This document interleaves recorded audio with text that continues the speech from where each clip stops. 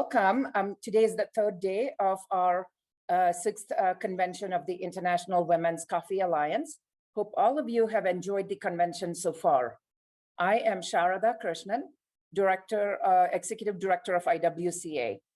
IWCA's mission is to empower women in the international coffee community to achieve meaningful and sustainable lives and to encourage and recognize the participation of women in all aspects of the coffee industry.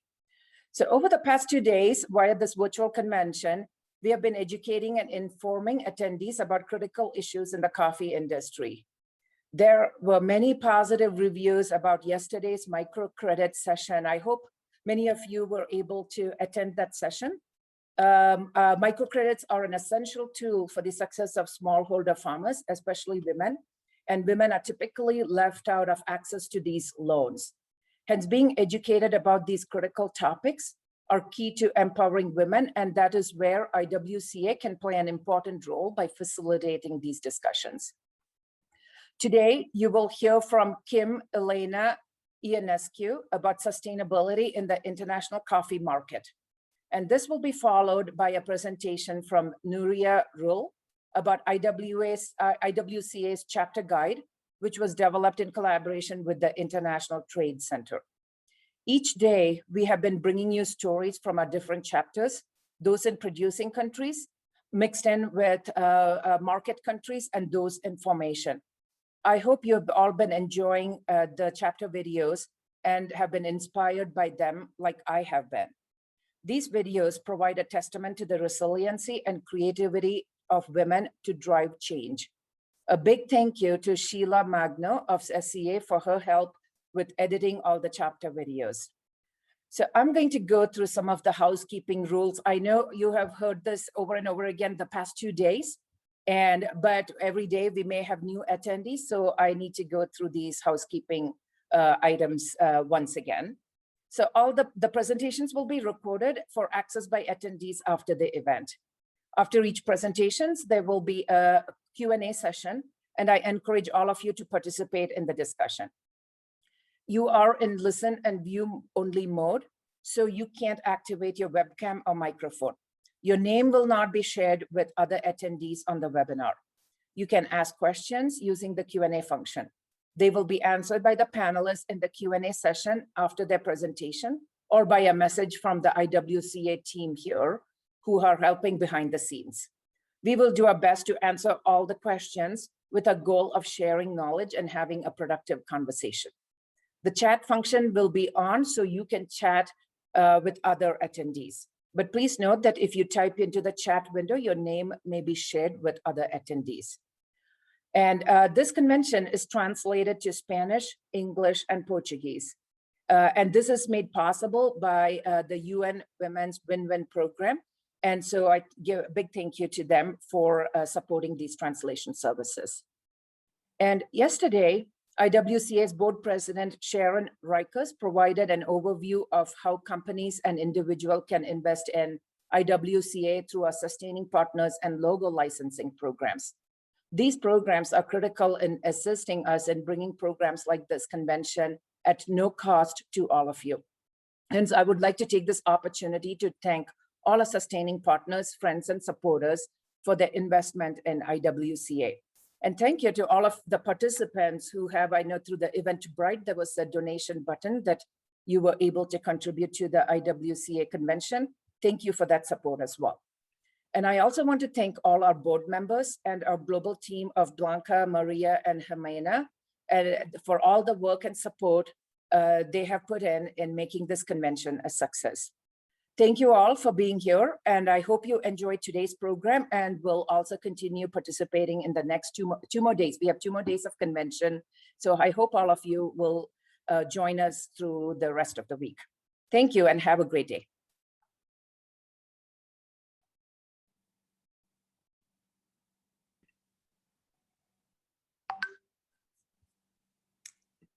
Thanks, Sarada, and hello, everyone. My name is Mansi. I'm the IWCA's Global Board, Vice President of the Global Board. Just a few minutes here to say hello to everybody. A big welcome from all of us. Thank you again for joining us here. I wanted to briefly touch on a few topics related to an upcoming event that the IWCA has a lot of exposure at and a pretty big role, and that's the Sca Expo. This event is going to be right at the end of September through October 3rd. So we are planning to be there as IWCA. For those that are not familiar, I wanted to let you know about what we do as IWCA at this Sca Expo. And that's why we're going to just chat a little bit about 4 different things that happen. First and foremost is our biggest fundraiser event of the IWCA's fiscal year is the Iwca Breakfast. So this fundraiser event happens on October 2nd this year. It's going to be at the New Orleans Convention Center, part of the exposition. And like I said, it's one of our biggest fundraisers. We were kind of going through a few years of reformatting that event, and it was very successful in that we were selling out the ballroom space towards right before the pandemic. So we're looking forward to having a full audience again. The breakfast, for those who haven't been, is a special time to connect with other industry professionals, but also we invite all of the chapter leadership to join us. They have a special rate to attend. We have special seating usually for the chapter members. And so this is a special time for us to recognize the leadership as well as all of the industry partners that we have. And the breakfast is nice because we get to, have a few bites to eat and a cup of coffee before the busy, day proceeds. Saturday and Sunday are probably the busiest days at the expo. So this is a nice opportunity. It is a fundraiser for the IWCA, and it allows us to do a lot of the activities that we want to do. And since we didn't have it because of the pandemic year, we're really looking forward to this one. So I hope you'll join us. That's going to be October 2nd, and we'll have information about it coming up very soon. Following the breakfast on the same day, October 2nd, we host what's called the Chapter Forum. And this is also a unique opportunity for all of the chapter leadership.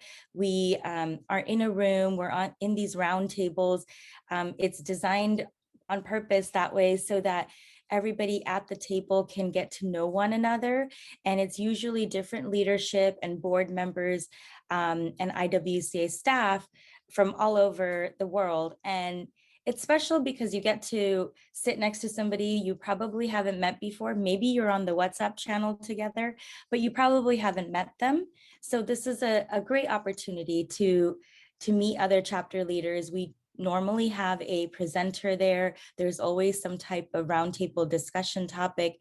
And it's casual enough where you can have time to meet the people that are in the room. So again, another big networking opportunity for our chapter leadership. And we definitely are very appreciative to have that time and moment. We know that the expo is such a busy time for everybody, but we blocked out these certain hours on Saturday, which will be October 2nd this year, just so that we could have these special moments to connect. Another thing that we do throughout the expo, so it will be October 1st, 2nd, 3rd, we will have our IWCA Global booth. So we will give the information to everybody. There's usually special opportunities for folks to volunteer and be represented in the booth. And we love that because what ends up happening is that people will sign up for a time and invite people to the booth to meet them there. And that always brings new people and new faces to our organization. So the booth is a special opportunity for us to make sure that we can share what IWCA and all of our chapters are doing. It's also a good meeting place for if you want to connect with other leadership or check out what other projects are coming up that you can support. The booth is a great place for that. We host a lot of collaboration projects there as well. So we will have our booth the whole time during the expo. And last but not least is our cupping sessions, which might look like a little different due to the COVID protocols. I think we're going to be utilizing them as tasting events, but regardless, it's an opportunity for our women's coffees to be on a table where anybody is welcome to come and taste them. And this is huge. We have the support of so many friends and partners to help us with this process. Most recently, Fire Dancer has completely revitalized that program for IWCA. Actually spoke to Renee on a call yesterday who heads up this program, and we've grown that program quite a bit, and there is a lot of interest from all of you on the chapter side to send in your coffees. So we will take advantage of that and put forward as much as we can on that table. It's going to look different, so look forward to getting more information, but we know how special that is for all of you, and we want to make sure that you have that opportunity to share your coffee with the rest of the audience as well. And we want that for you too. So these are 4 special things that are going to be happening at the Sca Expo. I wanted to share them with you so you could know about them and plan appropriately. We will be sharing information. Blanca and Jimena are so good about sending that out to the chapters so they have advance notice. They can make sure that they are planning for it. But I wanted to let you know now so you have a chance. And for anybody else in the audience who wants to participate or support these activities, that's what we're here for as the global board as well. So please let us know. And thank you so much for listening. I hope to see you soon in person at that Sca Expo and at these IWCA events that will happen there.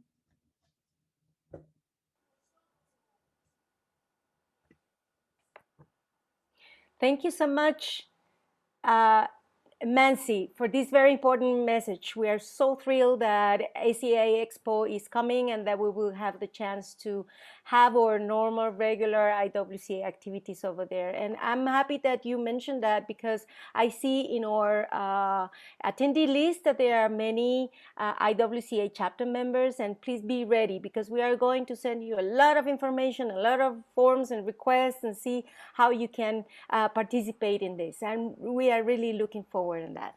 So this is our 3rd day. This is so amazing, and we are so happy that we are moving forward through our 6th IWCA convention. And today is going to be a great day as well. And we are going to share some videos, as we have done the last 2 days, about the updates, chapters update, to see how they are doing, what their plans are. But most important also is the fact that they, among chapters, we need to exchange information, because sometimes some organizations need some tip or some information or some contact, and they get help from other IWCA chapters. So this is a great opportunity to know each other and exchange a little bit of information. So today we're going to listen about Australia, Ethiopia, Japan. Please put attention on the subtitles because it's in Japanese, El Salvador, and the Philippines. So thank you so much and enjoy.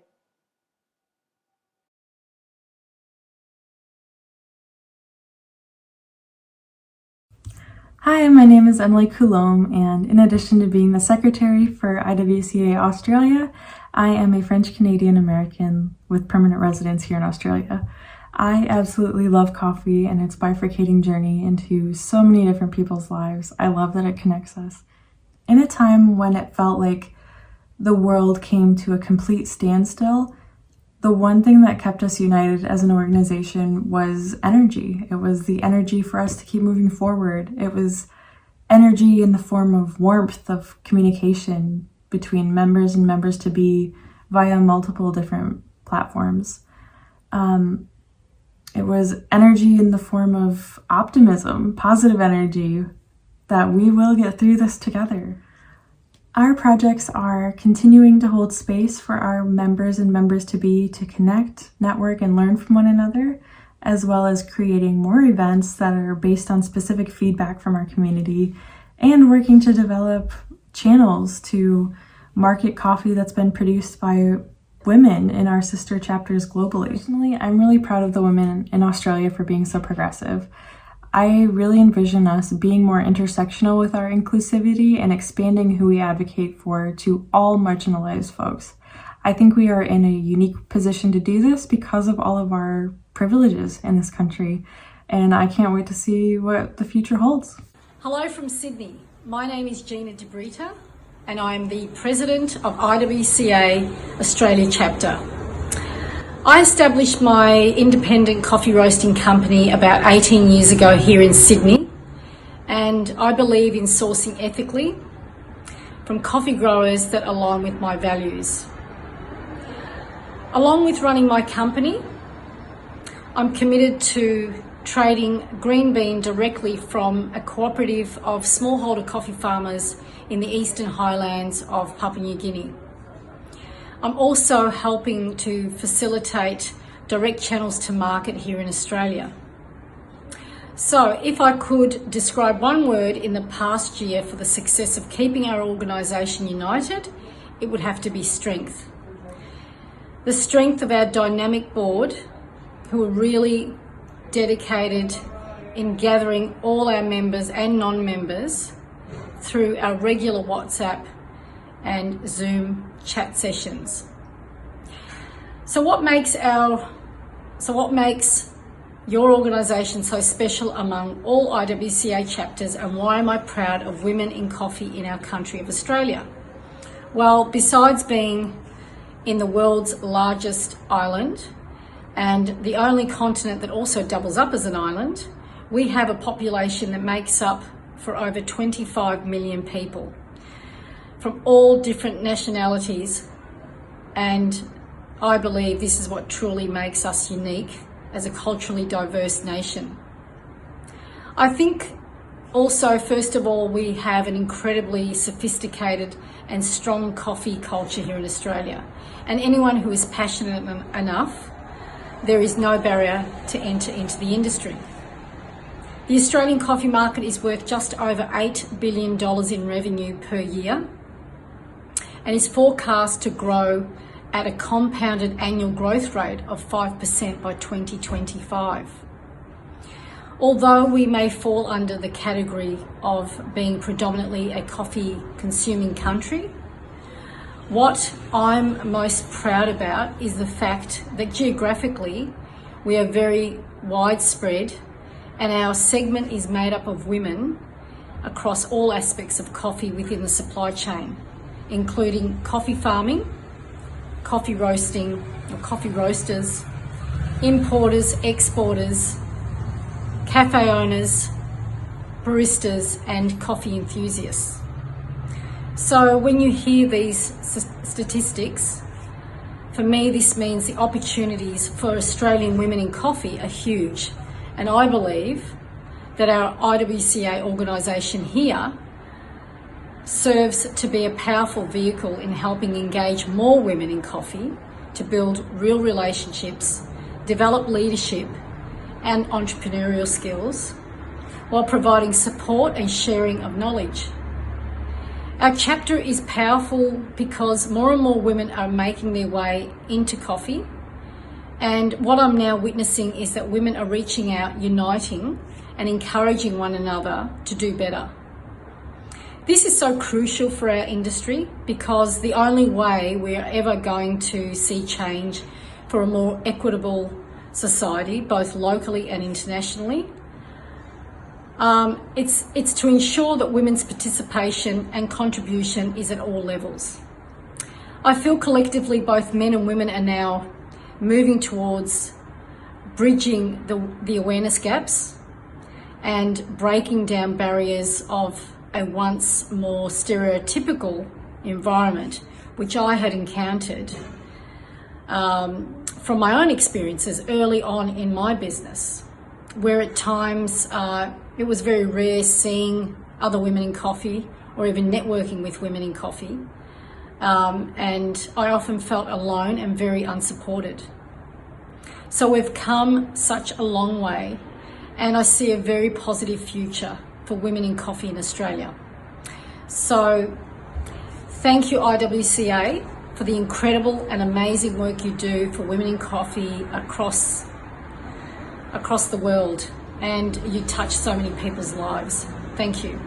My name is Marcela Cresta. I am the board chairwoman of Ethiopian Women in Coffee. Ethiopian Women in Coffee was established in 2016 by 22 founding members. The idea of establishing the association came after a meeting in International Women in Coffee Alliance in London Expo. Currently, we have 46 members, which each of whom represent their formidable businesses or own businesses. And we have one cooperative which have 124 women as members. The past year was a very difficult year for us because of the pandemic, which we believe have affected every chapter and every businesses worldwide. But we were not able what we used to do and known to do, which is capacity building and training, which we give face to face, and we were not able to attend expos or do the gatherings that we used to do. There was also a political instability everywhere, so we were not able to travel in the different regions and attract more members to be part of our association. But even though there was a challenge, we were able to get our members together. The first thing that we have done is prepare consecutive webinars. This helped us to show the involvement of women in the coffee value chains, which starts from collecting coffee, producing coffee, and we were able to show their economic their contribution to the economic to the sector. But that they were not able to be beneficial because of various reasons, name it cultural reasons or given focus for those women. We were able to develop our website, and by that website we keep being visible. We have passed to our message. It describes who we are, where we have started, and what we do and what we are known to do. And of course, it also have the list of our members in the sectors in the value chain, their role in the value chain, and their addresses. So we believe in the future this website will grow into being a marketplace for our members. There are no particular projects currently at hand, except that we are trying different and applying different projects that come to Ethiopia for the coffee sector. What makes us different? The first basic thing is Ethiopia is the birthplace of coffee. So coffee is a culture, especially for women. The passion for coffee starts from brewing coffee at home. So we grow up with coffee, and our association is different because it encompasses throughout the value chain. So we have producers, we have exporters who buy from ECX, we have suppliers, we have roasters, we have professional trainers, and of course we have women who own local coffee shops as well. And the second thing that makes us different is that we believe almost all our members have got training, especially on quality related trainings and marketing related trainings. So we believe they have been capable, especially in communicating and other things.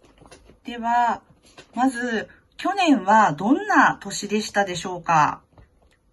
一言で。去年はもう本当にコロナで、日本も大変な、他の国と同じく大変な一年でした。もうそれ一色ですね。はい。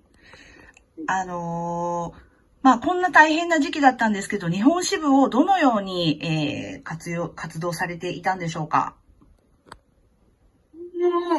リモートで何度か皆さんとお話しして、元気だなっていうのを確認しましたね。あとは、それぞれが今後どうしていったらいいのか。特に日本は女性は非正規も多いし、給料も少ないし、子供持ってるとなかなか仕事が限られたりして、で今回もやっぱり飲食業、ホテルの被害が大変だったので、深刻な話をしますと、女性の離職率、離脱率で、家にこもってることで、DV 被害もかなりの数字が出ているようです。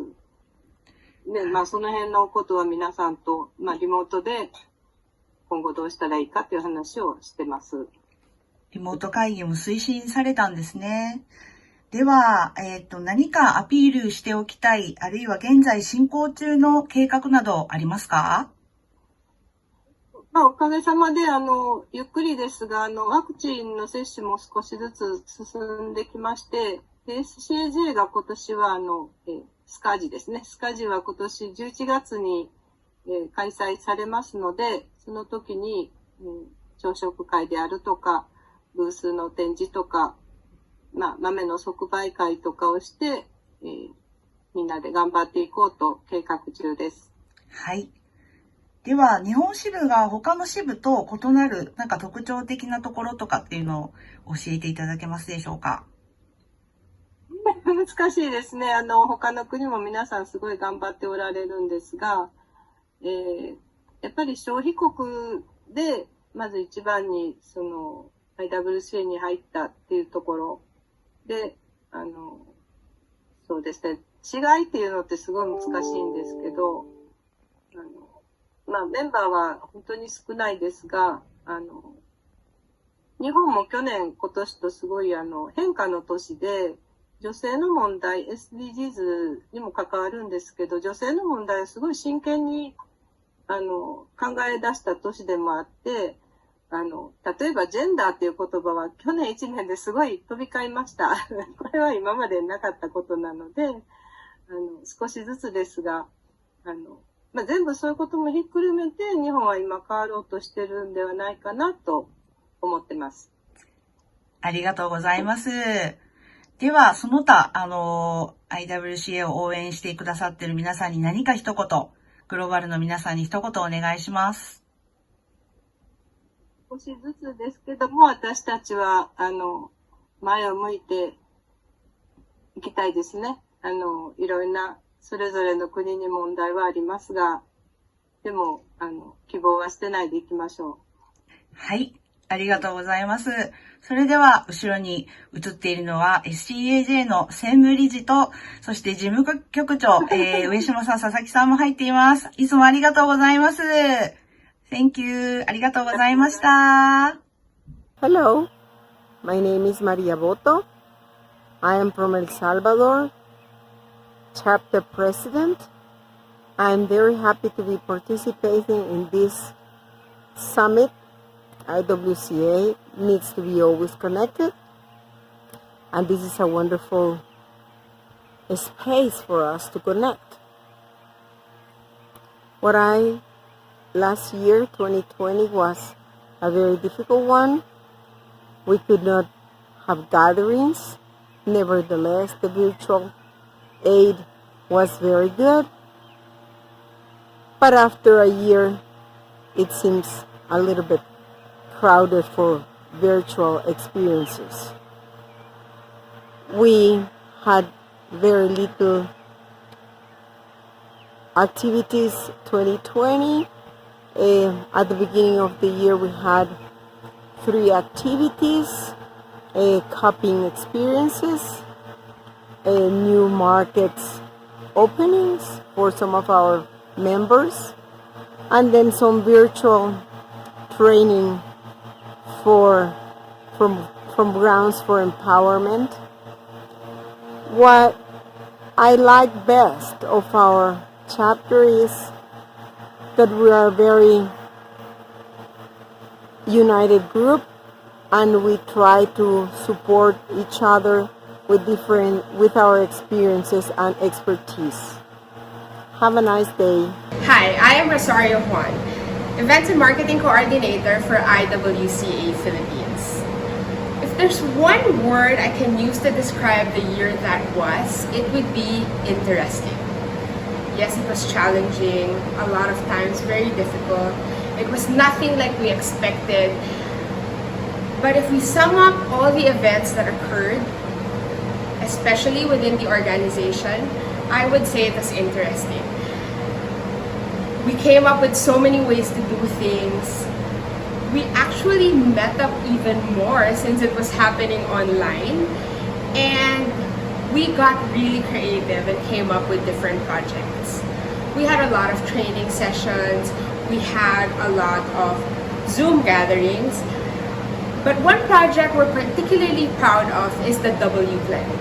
The W Blend, W, which stands for women, was a special blend of coffee that featured only coffees handled by women coffee farmers. This was a project done together with IWCA Philippines, supported by USAID and of course the Philippine Coffee Board. Through this project, we were able to enjoy women coffee farmers from all over the country in an effort to help them improve the quality of their coffees and better market the coffees, and of course, bring it to the consumers' homes. Through this project, we were able to discover 20 new women coffee farmers and their Arabicas and wonderful Robustas. What's unique about IWCA Philippines is that even if we're still quite a small group, we're really scattered throughout the entire country. The coffee growing regions in the Philippines are from north to south and a bit scattered, a bit hard to get to. But we're all represented, and so it's actually interesting how these times really forced us to embrace other means of communications aside from just face-to-face meetings. Whereas before, it would be really concerted effort to travel, to synchronize our schedules, and to see each other at different points of the country.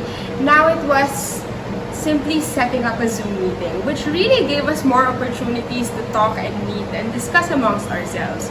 Of course, one big challenge in the Philippines is still our internet connectivity and the speed of the internet, so that sometimes makes it a bit difficult, but we get to work around it. And so we're able to meet as an organization and join other women in the discussions that were taking place. Aside from that, I think the IWCA Philippines is quite unique in that we really represent the different sectors of the coffee industry. We have women coffee farmers, roasters, retailers, coffee shop operators, trainers,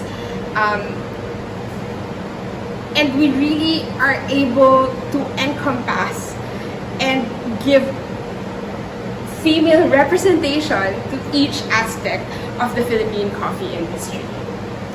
And so hopefully, when all this has blown over, we'd like to invite all of you to come to the Philippines and meet IWCA Philippines.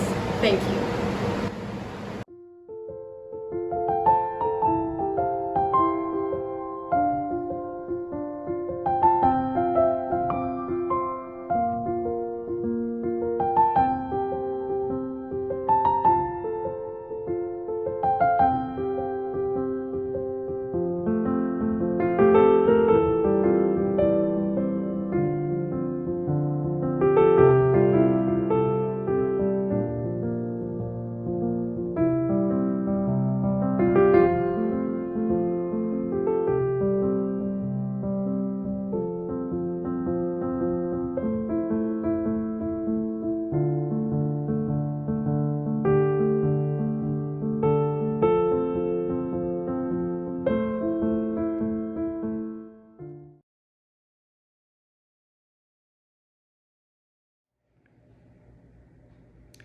Good morning, afternoon, and evening to you all.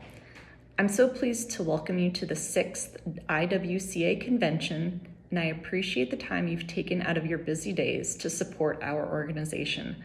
We're excited to virtually deliver diverse and informative content relevant to our coffee community. My name is Emily Ballinger, and I'm the newest member of the IWCA Global Board. I work for Pete's Coffee, a roaster retailer based in California, USA, where I'm a member of our green coffee purchasing and quality team. Both myself and my team feel strongly about the sustainability of land, equality of people, and prosperity of coffee farmers, which is why I'm very excited to introduce our featured speaker today. In her role as Chief Sustainability and Knowledge Development Officer for the Specialty Coffee Association SCA, Kim Elena Ionesco raises awareness, develops strategy, and leads action to address the social, environmental, and economic challenges facing the coffee industry.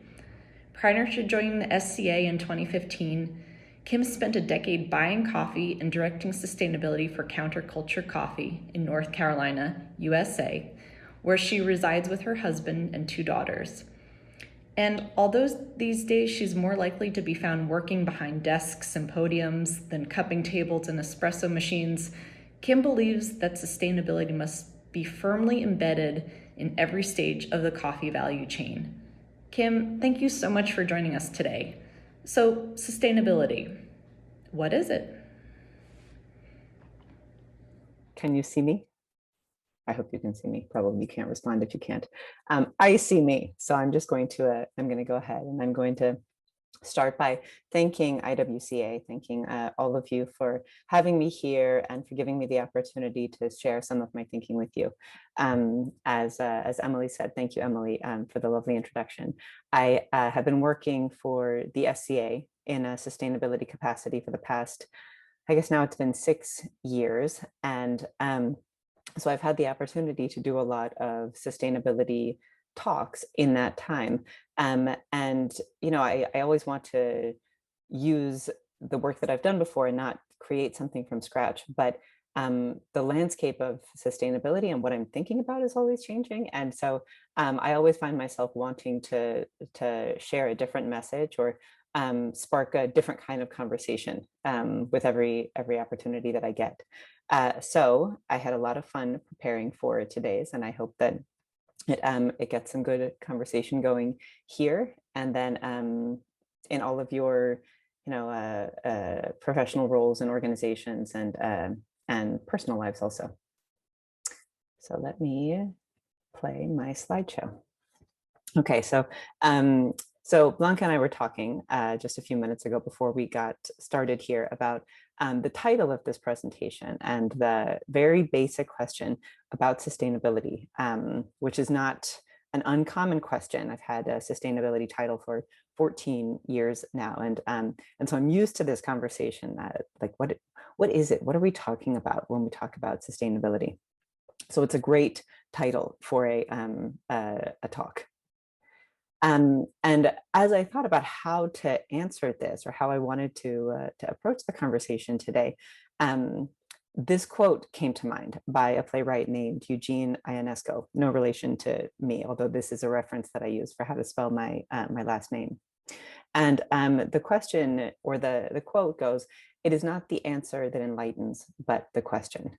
And I think this is very true of this this question about what sustainability is, because it raises some really interesting points that are important for us to consider along the way, including but not limited to, you know, who's asking the question, who is defining what sustainability is.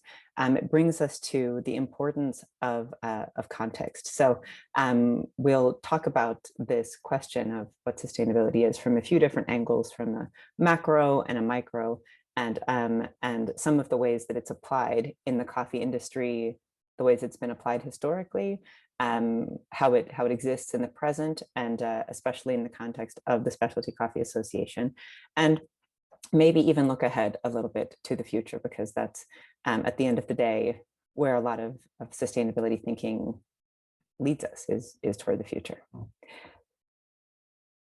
So when I think about you know, again, when approach to this question, or the importance of the question, what is sustainability, and you know, how are we going to settle on some kind of definition, I would ask, has this question been asked before?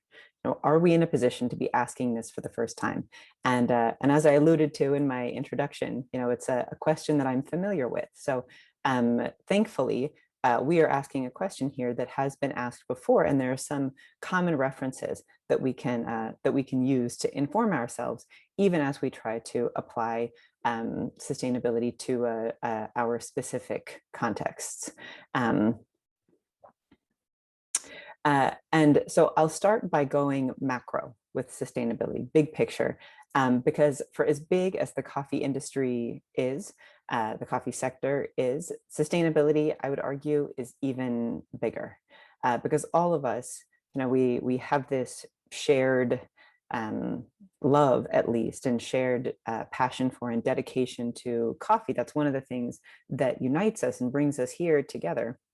But we also, we have lives outside of coffee. We're parts of families and communities. We're parts of cultural groups and nations, and we're part of the human species.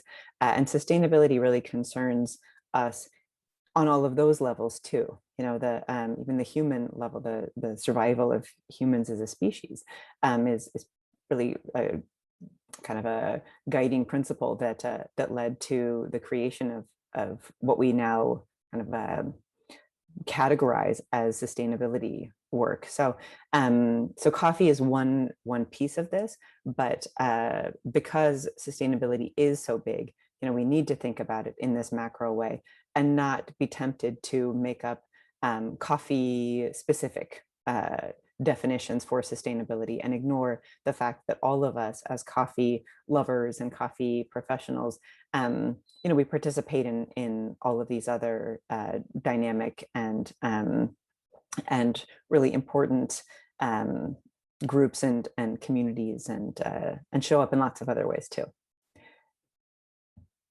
So so what we're going for here is some kind of common language that we can refer to, and then from that common language, start to see how different vocabulary words, if we put it in language terms, apply to us. What is most useful to us?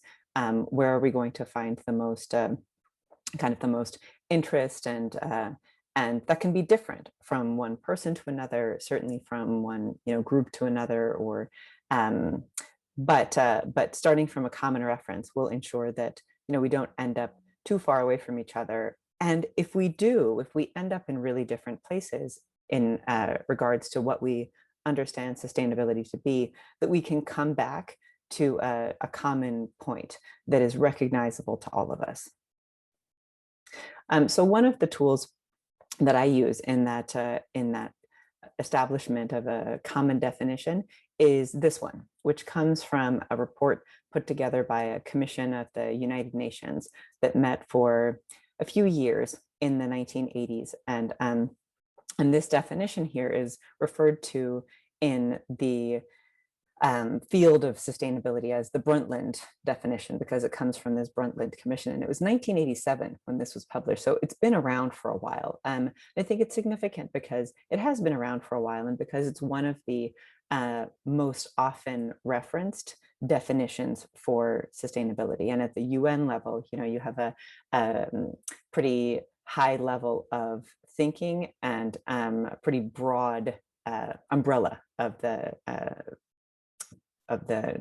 entity of that group. So the definition that they gave, and that should inform some of our thinking, is this one: that sustainable development is development that meets the needs of the present without compromising the ability of future generations to meet their own needs. And I'm just going to zero in on these two different phrases here that are juxtaposed with one another. One being to meet the needs of the present.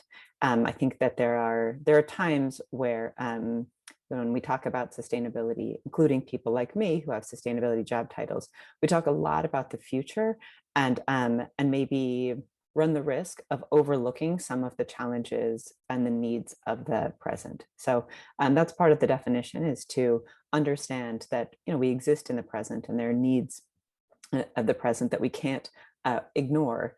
But then at the same time, we have to balance those with the best guess that we have about the needs of future generations, and allowing for future generations to meet their own needs that we won't be able to anticipate. Those are going to continue to change. Another tool that I think is a good part of this common language and useful for understanding what sustainability is to understand this idea of there being 3 pillars of sustainability. And this is probably most often broken down into economic, social, and environmental categories. There are a few different ways to phrase each one of those, you might see economic written as financial or fiscal sometimes, but these are 3 categories, or 3 sort of buckets in which sustainability is often broken up into these 3 in order to make it a little bit easier to approach and to understand as an individual or as an organization, as a company, what kind of actions you can take. If it's just one big complicated mess, and I love a big complicated mess, but if it's just that, then it can be overwhelming, and that can lead to inaction and paralysis. So these categories are, I believe, intended to help us see where we might take some action. At the same time, they're just constructions. It's not something that has really clear boundaries. So all of these, when it comes to anything that's like larger than maybe the smallest action that a person could take, it's going to have implications in multiple of these categories. So they're really difficult to separate from each other. And as a result, the pillars might be better understood to be a stool with 3 legs. And if these 3 legs are distinct from each other, it's at the same time true that, if you remove one of the legs of the stool, then the stool is going to topple over. So we need all 3 of these, even as we recognize that sometimes it can be helpful to talk about them in separate terms. And so then finally, the last tool that I will offer in this pursuit of a common language, or starting us off on with a shared understanding, is that same United Nations many years later returning to the idea of sustainable development and creating in 2015 the Sustainable Development Goals, or the SDGs. There are 17 of these goals that were agreed upon, signed into place in 2015. And they actually built on work that had been launched in the year 2000. That year, the United Nations created a set of 8 Millennium Development Goals that included a couple of the ones that are in here, maybe in slightly different language, but things like, no poverty has been a goal of the UN, and something that they've talked about since that point in 2000. And then in 2015, the group realized that the 8 that they had created were not inclusive enough of all of the many different components of sustainability, and that they wanted to broaden that to include more pathways, more different targets, approaches, ways of breaking this down, and again, hopefully making it a little bit more clear as to how to make progress at the same time that it complicates the goal a little bit, or the destination, by making 17 of them versus 8. And if you go to the Sustainable Development Goals website, you will see on there that there are actually many different subcategories to each of these. So within, pick any one of these, pick number 10, reduced inequalities. There are all sorts of initiatives that have been launched internationally by different sectors, businesses, to chart their progress, or the work that they're doing in pursuit of goal number 10, reduced inequalities, looking for partnerships, looking for ways to integrate one business's work with another's, or one sector's work, coffee's work with another one. So this is a set of goals that, since it's been launched, I've seen get more and more recognition for its usefulness, even as it seems like maybe it's kind of complicated. The more time that it seems to me like people spend with it, the more we see the utility of having this common framework, so that it's not up to me as a sustainability person at SCA, or up to anyone as a sustainability manager or just someone at a business who cares about sustainability to start from scratch and try to articulate and then defend why, you know, a company should have a gender, like a mandate to reduce gender inequity.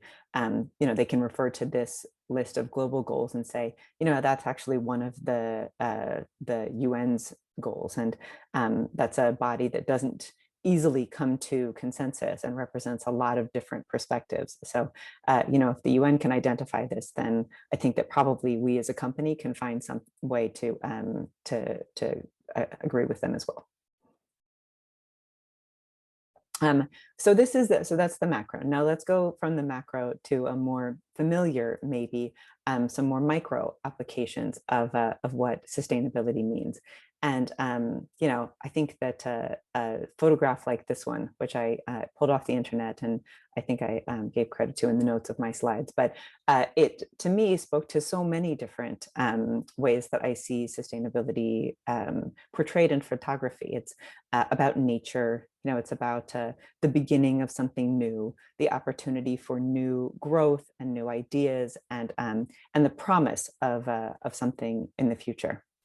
So, of course, this is a coffee seedling, and there is a lot of promise in this plant. You know, but of course, from a picture like this one, we are inserting a lot of our own. In my case, I'm putting in a lot of my own love of coffee, my own beliefs, my own sort of desires for the future, and I'm putting those into this context because I don't know a lot about you know, how this coffee is grown or where it's grown or how it's going to be purchased, and all of that would really matter if I was in the position to be determining whether or not I believed this coffee was sustainable in its growing, in the value chain, in any kind of context. And I think that, you know, most of us are here thinking about sustainability on some personal level, you know, our own individual actions, maybe how much we fly, or whether or not we are involved with our local community, but we're also thinking about it in terms of how this relates to coffee. So I'm going to talk a little bit now about some of the ways that that sustainability has been applied to coffee, and some of the opportunities that we have now as our understanding of the macro and the micro balance evolves. So, you know, with coffee being as large and expansive an industry as we are, and comprised of as many communities as we are, you know, one of the challenges that faces us when we think about sustainability and where to start and what it is this one of, you know, what aspect of coffee are we talking about? Are we talking about the coffee farm, you know, the way that that coffee is grown and who's growing the coffee, how it's being grown? Are we talking about something in the supply chain, you know, including the transportation of the coffee, oversea freight, or you know, how it's being transported? Are we talking about how it's being purchased, the relationship between buyer and seller, the responsibilities there? Or, you know, are we talking about how the coffee is being brewed and consumed at that you know, final stage in the chain? What are the choices that are being made by the person who is doing the coffee brewing about you know, what kind of equipment to use in this case, or what kind of energy source to use to run their coffee brewers, and what kind of environment they create for their staff if it's a coffee shop? All of these are questions that that someone looking at sustainability in coffee might ask, depending on where they are in the coffee value chain and the perspective that they're asking with, and their own personal priorities, you know. And so the answer to whether or not this coffee is sustainable, or another question, you know, what could be done to make it more so, is going to be really context specific, both in terms of what the opportunity is, what changes could be made to reduce energy consumption, or to, you know, increase the the kind of social benefit provided at that stage to whoever is involved in doing the labor to produce it at that stage. But it's also, of course, going to depend on who's doing the asking, because who's asking has played a really important role over the years in shaping what is understood as sustainability. So the question that I just articulated, I got ahead of myself in my slides, which is a frequent occurrence for me. So this, what I want to talk about next is who is asking and who is being asked. And for that, I'm going to use this excerpt from the SCA's Coffee Systems Map, which is a graphic that we launched a little over a year ago now, I think, or about a year ago, that depicts some of the most recognizable and critical actions in the coffee value chain, the stages of taking coffee from its seed form and all the way to coffee brewing, its beverage form. So some of those important and familiar actions, but not just depicting them as a linear progression of one stage to another, but in fact, expanding that out into a big, messy web of relationships between these stages, you know, the importing, the processing, the brewing, and all of the other actors who are involved in making that happen. And I'll come back to the coffee systems map in just a minute. And I will say that it's going to be pretty much impossible to see all of the detail in it once I blow the whole thing up. So I'll stay here for just a second, and some of the colorful lines that you see connect these familiar stages like importing and exporting or farming or brewing to some of the actors and service providers who we are less inclined to talk about in our stories of how coffee moves and how coffee works. And that includes insurance companies, and it includes storage facilities and transportation and waste and nonprofit organizations and all of these other entities that we know, most of us from personal experience or many different roles we've had, are really necessary to the functioning of this coffee supply chain or coffee value chain, but aren't as frequently recognized. Another thing that this web depicts is how connected certain of these actors are to others, and how other actors have fewer connections. And that is what I wanted to get to with this question of who's doing the asking. What it reveals is, including to us as an association in putting this together, is how very connected those actors in the central roles of the value chain really are. So importing and exporting and roasting, these are the places where we see the most connections, the most information, the easiest flow of money, the most access to other actors and other services happening.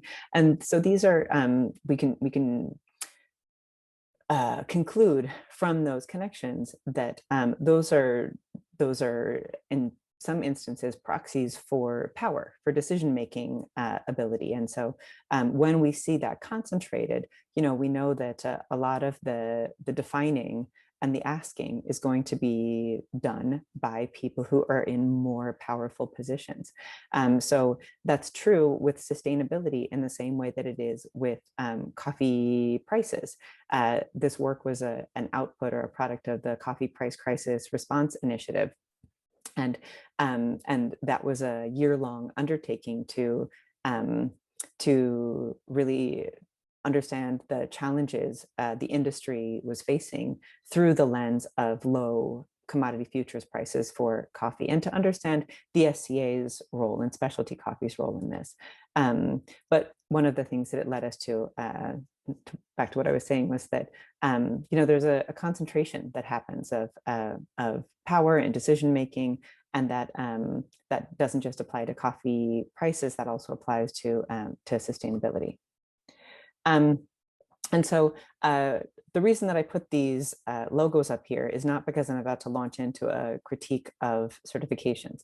I think that a lot of the critiquing has been, there's much critiquing that has been done, and I don't have anything to add to that probably people in this group don't already know.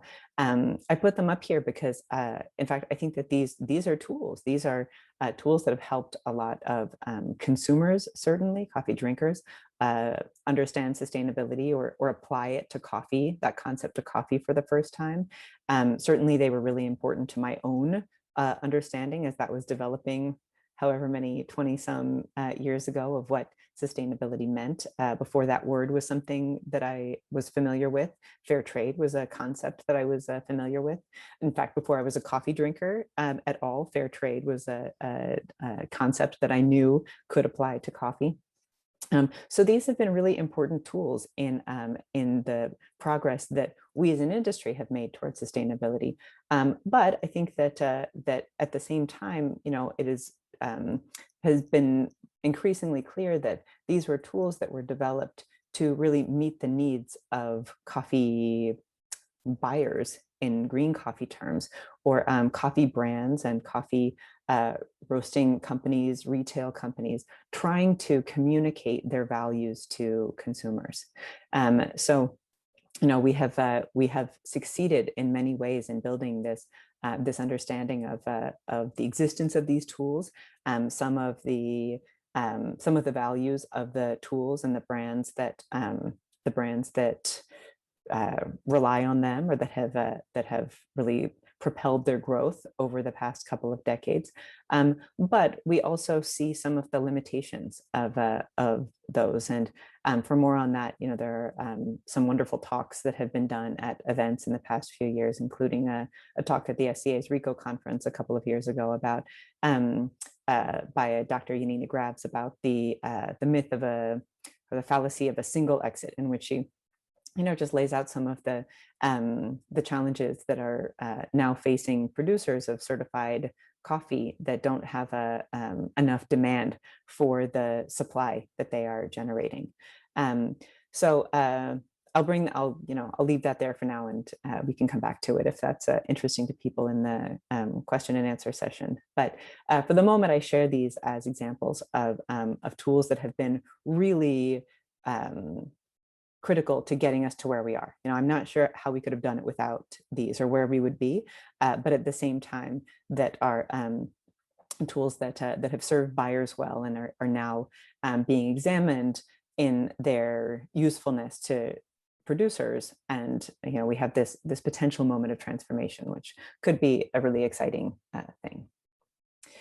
So I told you that we would get back to the coffee systems map, and here we are again with this expanded out web. You can see that that excerpt that I showed a couple slides ago was from the center column here, which has all of the kind of key activities in the very familiar coffee value chain, and then all of these actors around the outside, including maybe some of the activities that many of us are involved in if we're not brewing coffee on a daily basis as a barista, or farming coffee on a daily basis. If we're providing some kind of additional service, or involved in some other way, the IWCA, then we're probably around the outside wheel there, and trying to serve and support and add value to that coffee value chain, that process of taking coffee from its seed form and ultimately delivering a brewed beverage to someone who's really going to love and appreciate it. And so this is a product of that of the SCA, and it came out of that year that we spent looking at sustainability through the lens of coffee prices and low prices and their impacts, not only on producers but on the future of the entire industry, what it means for all of us. And we identified that, as I said a minute ago, that there's this concentration of power and decision making that happens, and also that when it comes to the SCA, you know, that audience, the center of the chain is really a place where we have a lot of at least potential leverage. You know, this is the SCA's membership. This is the SCA's many communities around the world have many of these actors in them. And so if we are seeking to change these relationships and change the mentalities that have shaped these businesses over now, you know, decades or even centuries, then that work will be extremely challenging. You know, and it's definitely long-term work thinking about sustainability, but that's work that we as SCA are in a position to do because of who we are, who we have been, you know, what the SCA has represented. You know, listening to my colleague Mansi talking about the Expo show coming up in a couple of months, which, you know, I, like so many people, I'm so excited for. I know that that's been a really important tool of its own and a place for coffee sellers to go to find buyers.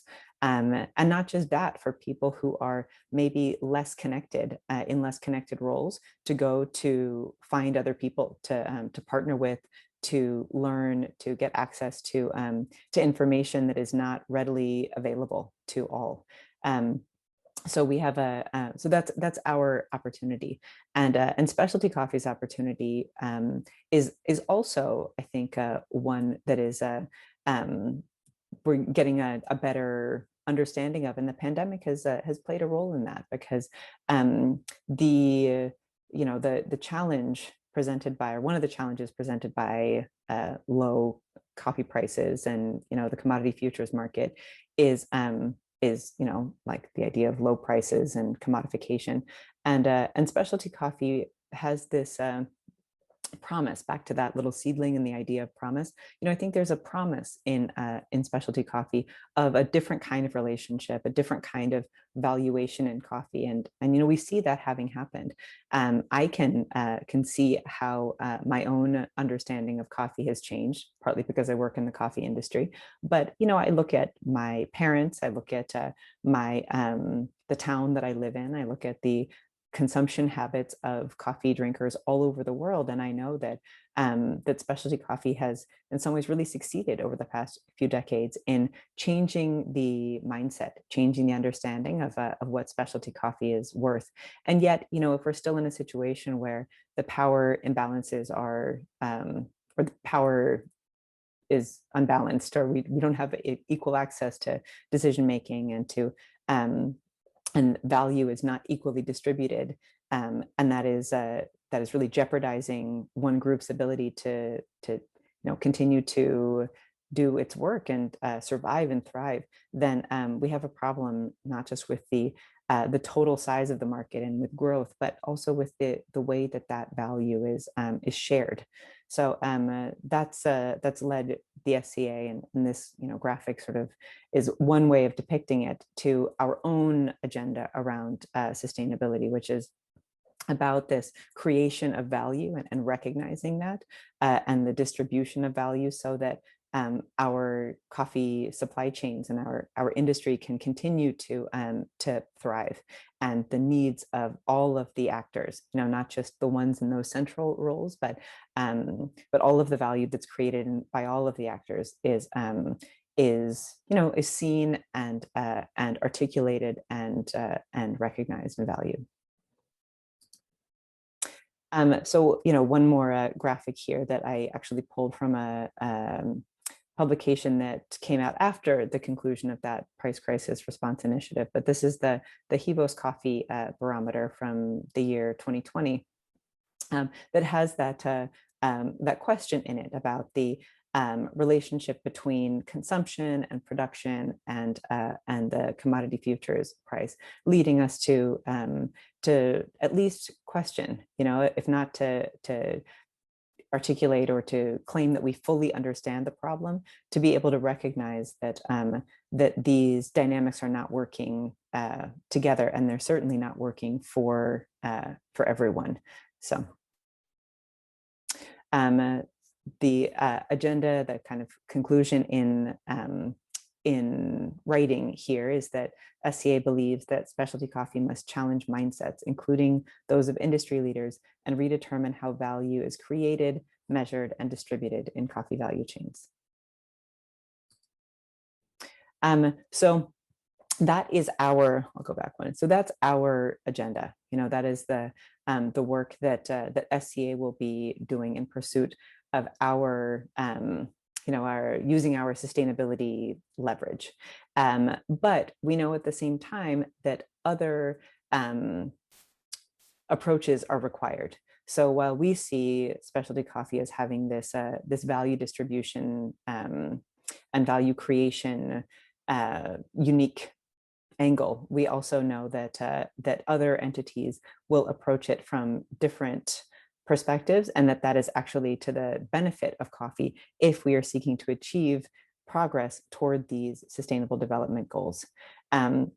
So we as an organization do not have an initiative that satisfies or can kind of answer to each one of these goals. In fact, we are going to focus on where we feel like we have the most leverage, and count on other organizations, other companies, partnerships of our own within coffee that will enable us collectively to make progress in the direction of all 17 of these. And I think that's important, because it's not a matter of staking a claim on being the most sustainable or finding the best sustainability, or even coming to a single conclusion and coming to some sort of agreement and then not changing it. It's really dynamic, and it's really specific to who is doing the defining. And in that sense, I'll go to another commonly or oft-repeated ism of sustainability. I guess it's I don't know, just a saying of this field, which is that sustainability is a journey. And I think that that's often offered as a way of offered as comfort, especially to someone who is maybe new to thinking about sustainability, feeling overwhelmed, seeing those 17 goals and thinking like, how am I supposed to do one of those, much less any of those? Or no poverty. How are we going to get to no poverty in the world in 15 years, which is the time frame for this for the Sustainable Development Goals? Like, this seems impossible. And so focusing on the journey as opposed to the destination, that the work that we're doing in pursuit of these goals is changing our understanding of what is possible, and new opportunities are arising all the time as a result of that work. So I definitely believe that sustainability is a journey. And I also see, having done this now for a decade and a half, that sustainability is on a journey. When I first started working in coffee with a sustainability title, I was one of very few people, and not just in coffee, that had that title. So even at times I was confused about what I was supposed to be doing. There was a lot of exploration, a lot of trial and error, a lot of taking concepts and trying to apply them to different business scenarios. And now I look around and I see sustainability professionals in practically every industry, including ones that seem to me like impossibly unsustainable, like oil and gas, but that's sustainability is now everywhere. And that's true in coffee also. And as this field has grown, the expertise that we have in the field has also grown. And so now, I see a lot of people with university degrees and advanced degrees working in sustainability and applying some really well-honed technical expertise to these problems that to me 15 years ago would have been hard to imagine getting to that point, and I didn't even understand the problem as well as they do now, much less the solutions. So I think that that's something that is heartening to me is seeing that kind of progress in not just in the name of sustainability, but on like the field of sustainability. And that's true in coffee also. So, you know, I used those examples of the certifications a couple of minutes ago to say that this was what sort of launched many of us into sustainability in coffee. But those tools and our understanding of the needs is really different now than it was. And I think that that's a good thing. Now, you know, versus even just 5 or 10 years ago, much less 15 or 20 years ago, we have sustainability focused initiatives in coffee, including the Sustainable Coffee Challenge, the Global Coffee Platform. For a few years, the Inter-American Development Bank had a platform dedicated to sustainability convening and initiatives in coffee and cocoa in the Americas, the SAFE platform. So these are I think a product of that evolving understanding of what sustainability is in coffee, and a place for people who are interested and who care, who want to challenge themselves as well as others to find that, to kind of make partnerships and meet others and test their ideas. You know, I think that we also have diversifying definitions of what sustainability is, in the sense that we're seeing different actors proposing what sustainability means to them. So as opposed to buyer-driven definitions, now we have, you know, ICAFE in Costa Rica creating a traceability and sustainability statement that applies to Costa Rica's coffees, and an app of their own that they, you know, believe is going to be a tool for them to market themselves differently, to explain what they do to buyers, as opposed to waiting for the buyers to define what it is that producers in Costa Rica should be doing in order to win a contract. We also see, you know, more opportunity to meet consumers and consumer expectations for sustainability. So this screenshot here with the grid of probably difficult to read text is an excerpt from a study that the National Coffee Association in the United States does, and has been doing for decades now. And this is the SCA, the Specialty Coffee Association, partnered with them this year on incorporating specialty coffee into this survey of drinking trends. And one of the things that I find really fascinating about this study is that when consumers are asked about what are the factors that most influence their willingness to buy coffee, that, you know, some of the sustainability, the traditional sustainability variables or are really present in high up on this list, going in order here. So, you know, level of roast, maybe not sustainability, traditional sustainability, but fair price paid to the farmer, you know, that attribute of coffee, that knowing that is something that consumers are saying that is really important to their decision to purchase coffee or not. Grown on farms that treat workers well, that's another one. Grown in an environmentally sustainable way. These are all things that that I would argue, you know, we have an opportunity to do more to meet them where they are. We also see those tools, you know, fair trade certified, organic certified, Rainforest Alliance certified, but those aren't the only ones, you know, and that makes me think about the different ways that that we in coffee could meet those interests and desires of consumers. So we've got in some, you know, producers defining sustainability for themselves, consumers potentially having a greater say, or us having the opportunity to engage consumers more in the defining process also.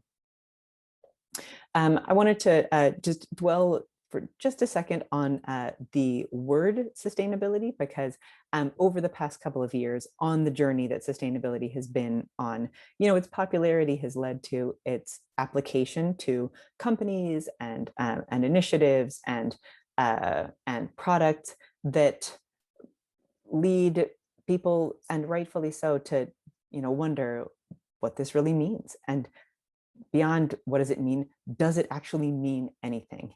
And it raises this question and kind of a counter counter to a claim of sustainability is a claim that a company is greenwashing if they apply that word to, again, themselves or to a product in a way that feels untrue and feels maybe reductive and like it's taking advantage of a consumer trend or a desire to be seen as virtuous.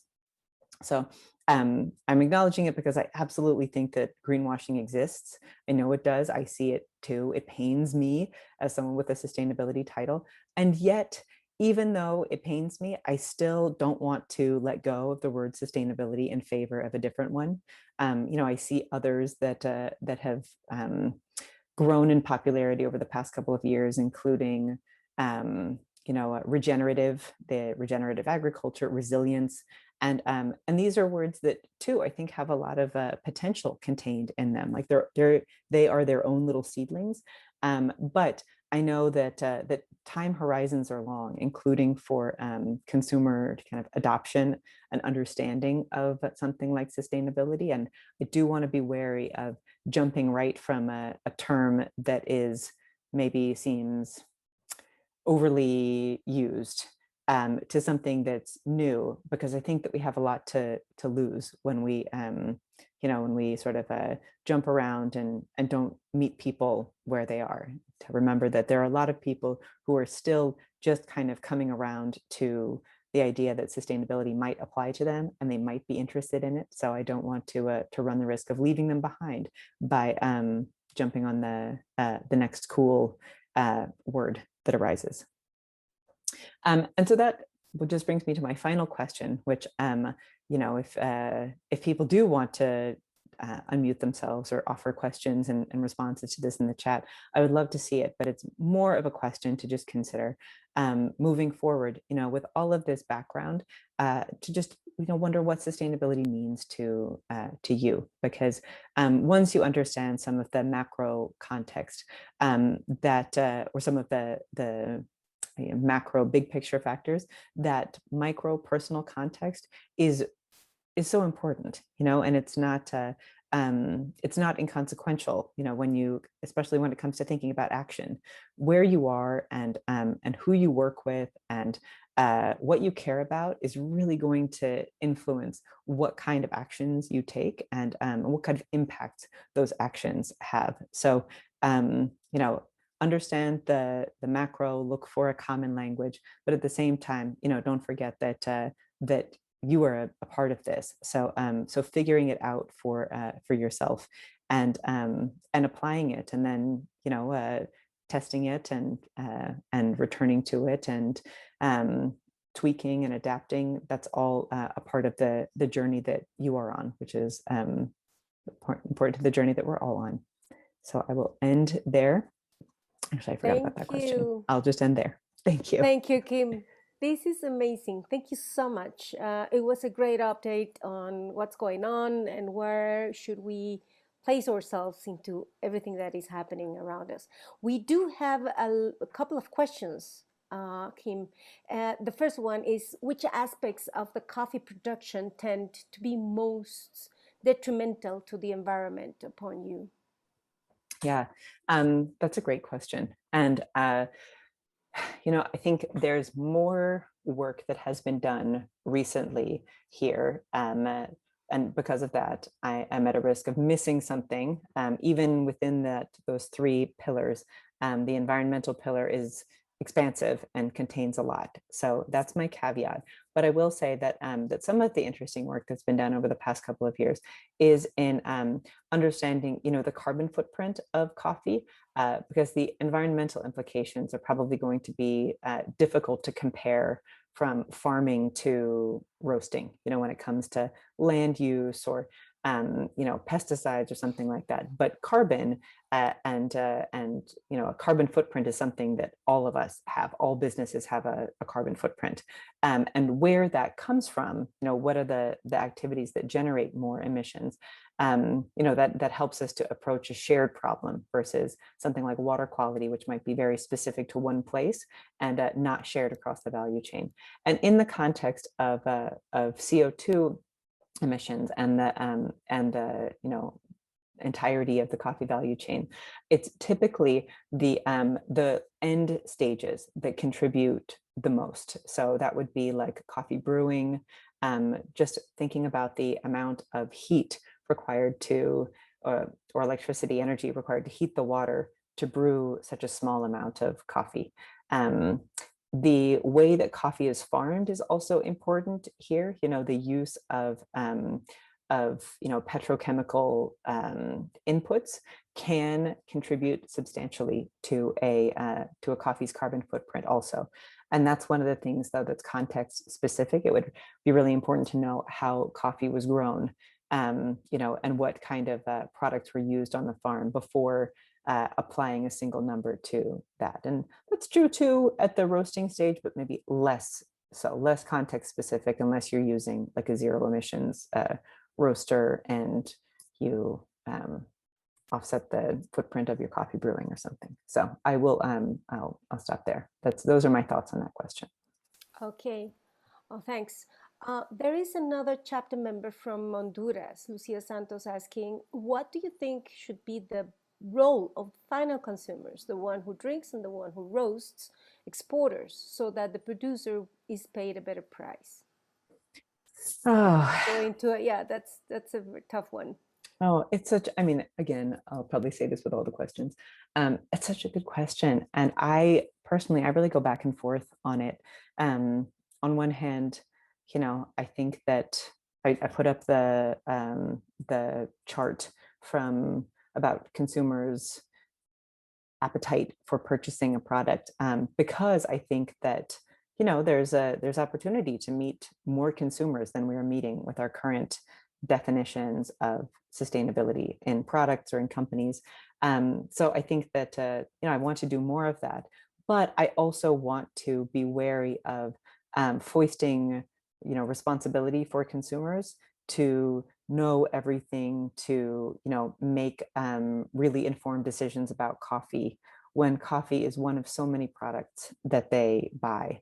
I would love it if everyone cared as much about it as I do, but I don't care about every product that I buy as much as I buy coffee, and it's still exhausting for me to go to the grocery store sometimes and try to apply that logic of responsibility and fair pricing to every single item that goes into my shopping cart. So I think as long as we are cognizant in the industry, especially those of us who are in the middle or have been in the middle, kind of represent the middle, that we have a lot of leverage, and we make decisions sometimes on behalf of consumers, and we should use that to the benefit of producers and consumers. I think as long as we do that, it's great to engage consumers, just not as an excuse for our own, inaction.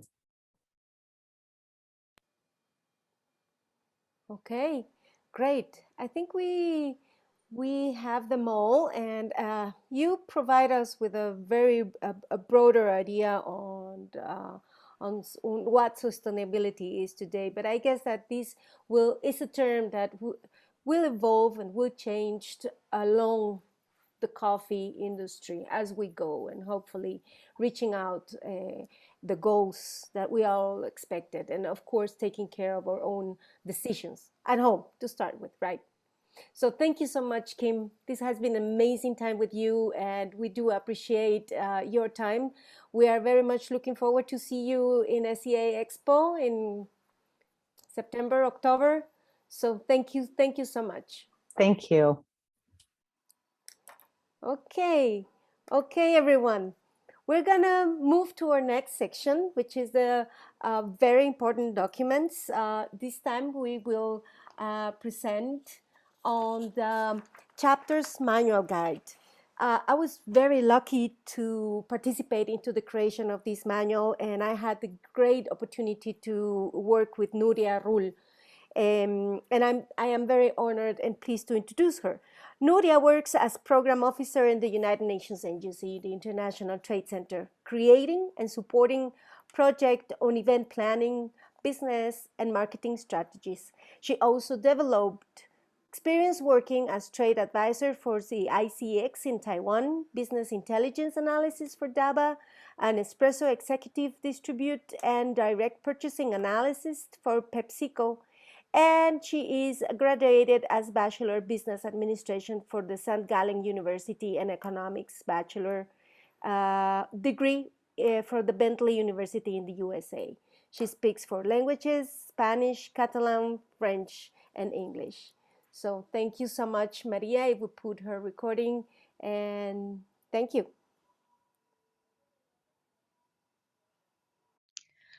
Hello, everyone, and thank you for having me here today. My name is Nuria Rull, and I work at the International Trade Center, that is a joint agency of the United Nations and the World Trade Organization. And today I'm here to talk to you about the importance of strengthening the organization of your coffee chapters, and in particular to remind you about a tool that we co-developed with IWCA. Some of you might already be familiar with the Coffee Chapter Establishment Guide. And in the next few minutes, I would like to give you an overview on what you can find here and how you can use it to improve your own chapters. First of all, why is this important? Why is it important to strengthen your chapter? So what we want to achieve with this guide is that you have strong chapters, and we define strong chapters as a chapter with a clear purpose, a clear, unique value proposition to members and to stakeholders and partners, and a chapter that has a strategy. And by a strategy, we mean a clear direction on the services that they want to offer, how they want to offer them, who are they going to partner to offer those services, how are they going to find the resources needed to deliver those services, and how are they going to measure that they are being successful. So once all this is happening, and this is what we want to achieve or to support you with this guide, chapters have like happier members. So current members feel that they are supported by the chapter. They can engage new members in the chapter.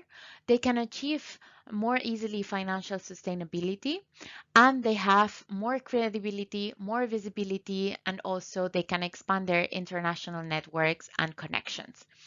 So as a result of all this, what we want to achieve with the chapters at the end of the day is to have more empowered members and also more successful business. So how do we achieve this with the guide? I'm gonna give you an overview on the 4 chapters of the guide today, but please do not hesitate to ask Blanca or me any questions, any additional details after this presentation. So as mentioned, the guide has 4 different chapters, and those 4 chapters have been organized with the structure of strategy design. So we start talking about the purpose, the value proposition, the governance principles, and the objectives of the chapter. Then we move into discussing the where to participate, and here we discuss about the segmentation. So who are the potential members and the members that you want to offer value to. Then we discuss the service portfolio. So what are you going to offer to your members and potential members? What are the activities that you need to conduct in order to offer those services? And then what are the allies and strategic partnerships that you need in order to deliver those services? Then we move into chapter number 3 that discusses how to succeed. And here we talk about outreach and communication strategies. We talk about how to build your 30-second pitch. We talk about how to discuss responsibilities within the organization of a coffee chapter, and also how to strategize around resourcing. And finally, we discuss how to measure your results. So how to learn from your past mistakes or from your success, and how to communicate it as well to stakeholders in order to remain visible, credible, and to expand also your networks. So let's start with chapter number 1 that, as mentioned, discusses topics such as the purpose, the value proposition, governance, and objectives. And the main aim of this first chapter is to focus on why. So we will discuss on the other chapters what are you doing as a chapter, how are you doing it. But first of all, it's really important to have clarity on why are you doing what you're doing. Why is it you are all here organized in a chapter? Why is it you are dedicating your time as volunteers as well to these chapters? So a key step, key first step for the chapter is to all like have the same vision, the same clear idea on why are you all here. And part of this why is understanding or stating a clear value proposition. So when you have a clear value proposition, a unique value proposition, you can communicate the chapter's work for members, partners, and allies. You can inspire others to join and collaborate with your chapter, and you can also make them feel the relevance of your work. So what do we mean by a unique value proposition here? You can see like some screenshots from the guide, but what we want to achieve here is to give you the right questions, ask you the right questions so that you can decide on what is the unique value proposition for your chapter. So for example, why is the chapter here? What is the main reason for the existence of your chapter in your country, in your particular situation? Who is the chapter here for? Who is that you're gonna work for? Who are your main beneficiaries? And what is possible for the chapter to do? So you have like some limited resources, limited knowledge sometimes as well, limited technical expertise. So what is it possible for the chapter to do, to offer to the members? And here on the right, you can find as well that we offer you some, as part of the guide, like some tools that you can use to ask yourself more questions. What is that you do for the members? What is that, or how does it feel to be a member? What might be the member's motivation to join the chapter? All these type of questions that will help you to state a clear, unique value proposition. So here on the bottom, you can find an example. So one unique value proposition might be increasing the value of business in coffee sector for women in a particular country by providing access to technical knowledge, local and international networks along the coffee value chain. So here what is important to highlight is that yes, all the value propositions of coffee chapters might look a little bit the same, but you all have specific constraint in your countries. You all have specific knowledge within your chapter. And what your unique value proposition has to demonstrate is that you're gonna use all this unique knowledge, unique technical abilities, and also your specific constraints to build a specific offering for your chapter. So really, this needs to reflect why your chapter is unique compared to other women's association, for example, or any other type of associations that might be present in the country.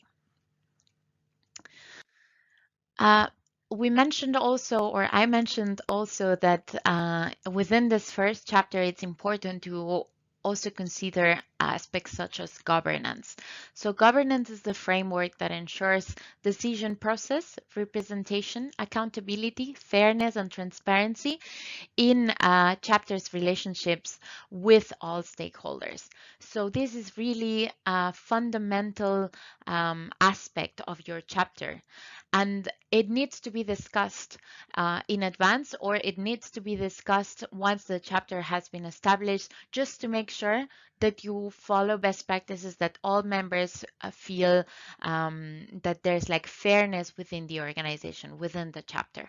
So I'm not going to go into the details because this is a short presentation, but I'll encourage you to check the guide where you can find this checklist with 9 specific points on best practices regarding governance. And you can go through a checklist, see what is happening in your chapter, see how you score within this checklist and what needs to be changed in order to align better with best practices regarding governance. One final point for this chapter is the discussion about the objectives. So once we've discussed why is the chapter there, why is that we need this chapter, why does it exist in the country, and why is it like important for women, for like potential members to join the chapter, it's important to start defining what are the specific results that the chapter aims to achieve within a time frame and also with the available resources. And to discuss those objectives, to define them, we really suggest to go from the needs of the members to the actual objectives. So let me give you an example here that you can also find in the guide. First of all, it's important to start discussing where are you today in terms of like the needs of the members, the capabilities of the chapter, etc. And for example, here the current situation might be that young women are not very active in the chapter, and there is a need for young members to be part of the chapter to achieve a better impact in the community. Now, the objective in terms of where do you want to get in the following years might be young women participate actively in the chapter. So that might be what you want to achieve in the long term. Now, how are you going to move from like the current situation to the ideal future, the ideal like objective that you have? This might be organizing networking sessions for young women in the coffee sector, training on business skills, starting a youth employment initiative, starting a mentoring program with more experienced members.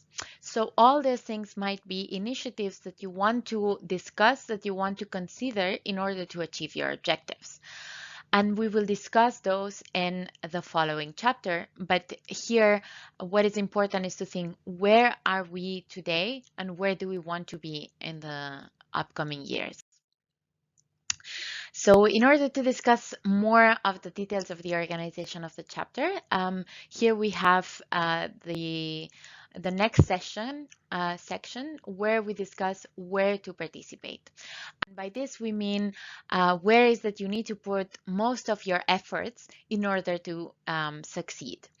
So first of all, we discuss segmentation, and this is quite a broad topic, but the idea here is that you cannot be all things to all people. You are usually a small organization, a small chapter with mostly volunteer resources, and you all have limited time, limited resources to dedicate to the chapters. So in order to be at your best and really efficient, there needs to be a decision on who do we want to focus on? Who do we want to serve with this chapter? And here in the guide, you will find these 5 different segments that we suggest that you consider when thinking about to who do you want to offer your services? Where do you want to put most of your efforts?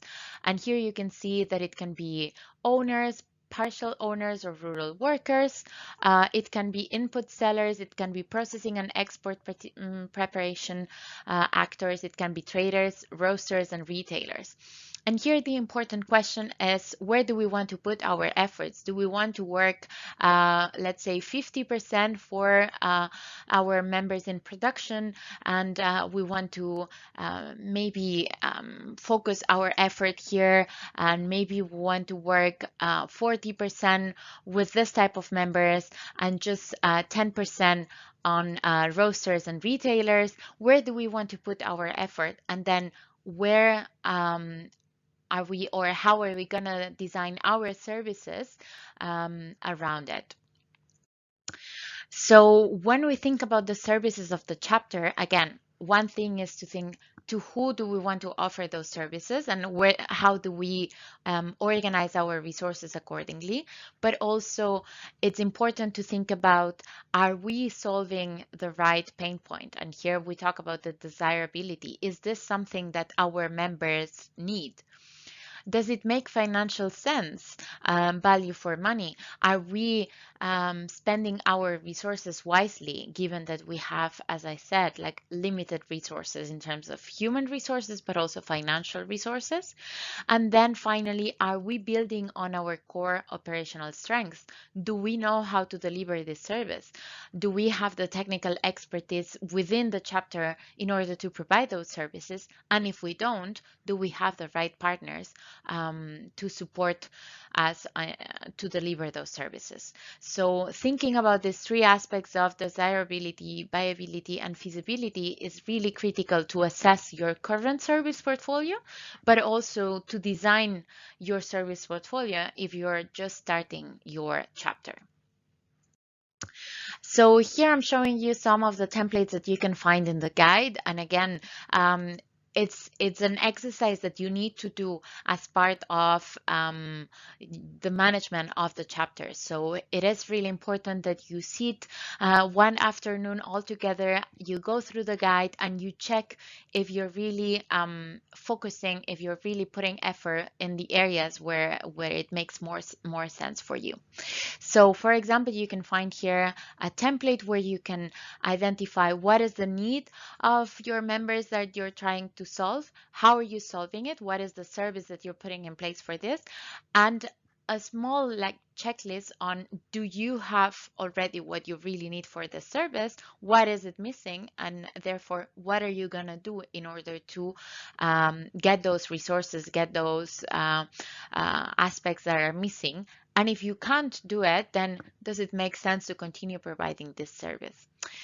Here you can find also a template to identify, to verify that you're putting or that the services that you're offering are actually targeted towards your key segments. So as I was saying, you can't offer things to everyone.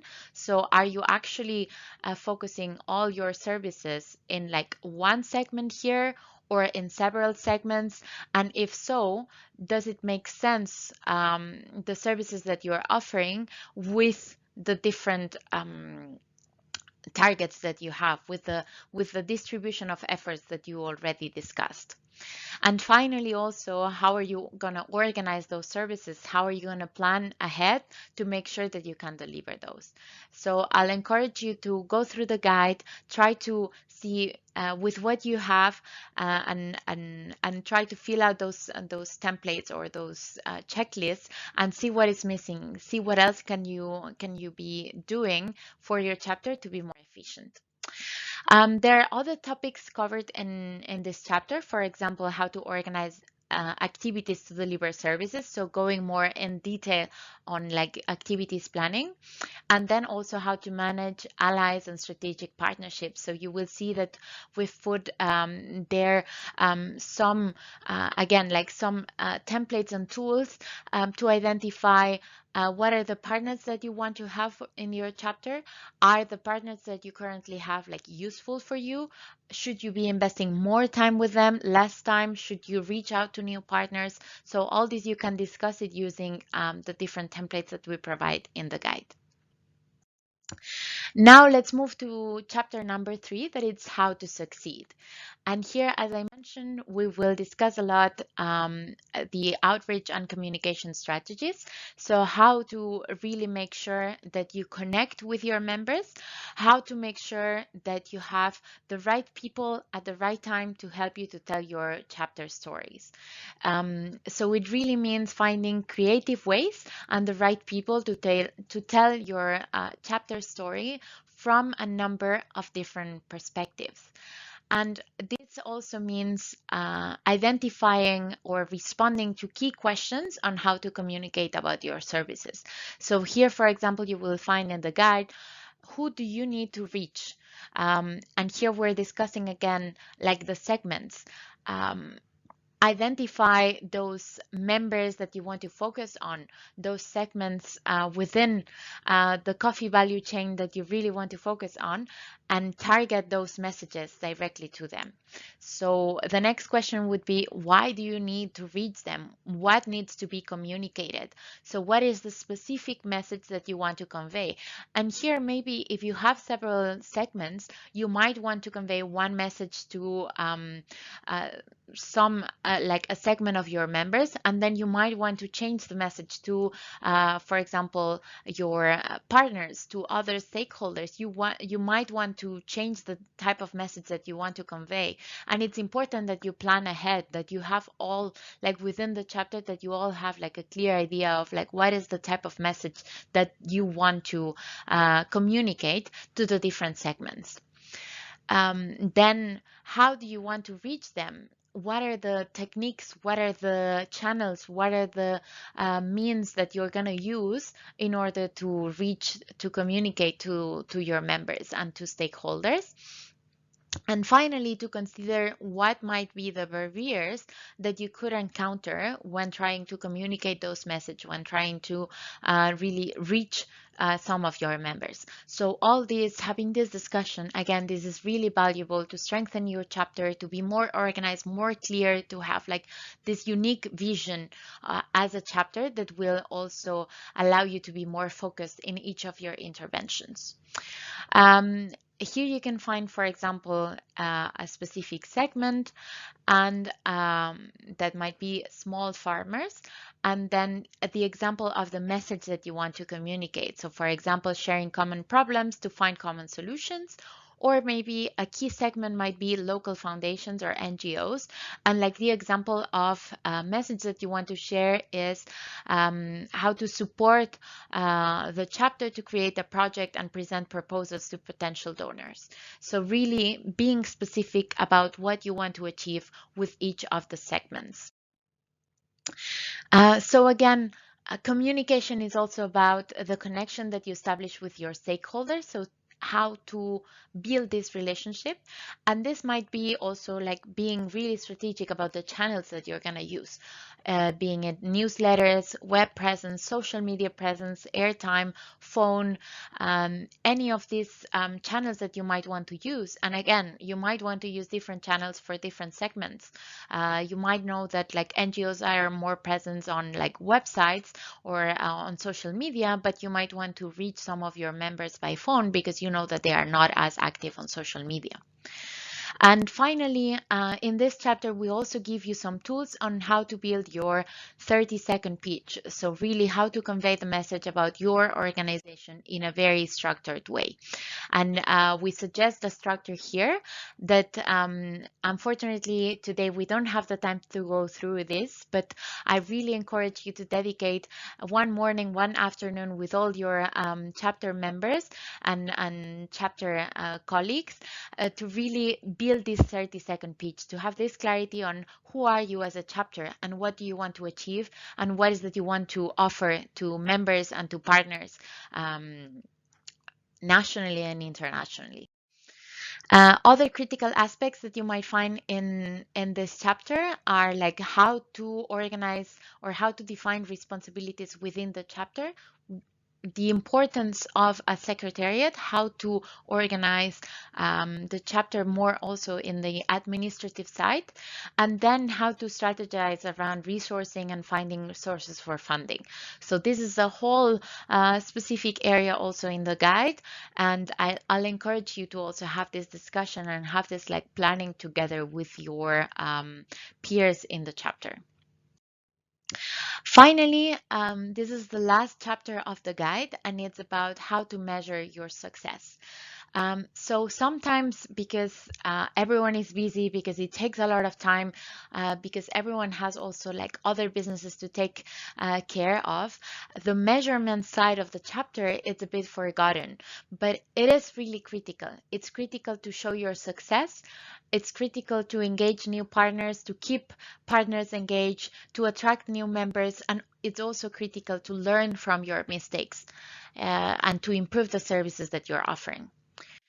So that's why we call it the measurement cycle, because it is a cycle, it is a process that it never ends. So it starts with the design of services and activities, as mentioned here and mentioned on the other chapters. And then once the services and activities are put in place, it's identifying here key performance indicators, key targets on what you want to achieve with those services and those activities, and measuring them. Are we being successful in this specific service? Have we attracted all the members that we wanted? Have all these members been satisfied with this training or not? Have we achieved all the deals that we wanted to achieve going in this trade fair or in this event? And then what is important after measuring all those like metrics and key performance indicators is to share the results. Have we achieved what we wanted? Here's what we have achieved this year. Here is how our chapter is contributing to the community. This will create this visibility. This will also create the credibility within your community about your chapter, about what you are achieving as an organization. But also it will help you to learn. And this is critical. If something didn't go as planned, if something wasn't as successful, why was it? Why wasn't it as successful? How can we change things in the way that we are doing or providing the services at the moment to really improve as a chapter? And this is the real next step. How do we improve the services that we're offering to really make our services and activity better, more useful for our members and more attractive to all the stakeholders? So I think that's all for today. Unfortunately, we don't have more time. I thank you for your time and for your attention. I'll encourage you again to download the guide that it's translated in Portuguese and in Spanish as well. And I'll be available together also with Blanca to answer any questions and to help you in the organization of your chapters as well. And thanks a lot again. Thank you so much for joining us today on our third day of programming for the IWCA conference. Special thanks to the chapter updates from Australia, Ethiopia, Japan, El Salvador, and the Philippines. And a special thank you to our two speakers today, Kim Elena Ionesco and Nuria Rull. Don't forget to tune in tomorrow for a few more hours of programming on Thursday. Please sign up on the Eventbrite so we know to be expecting you.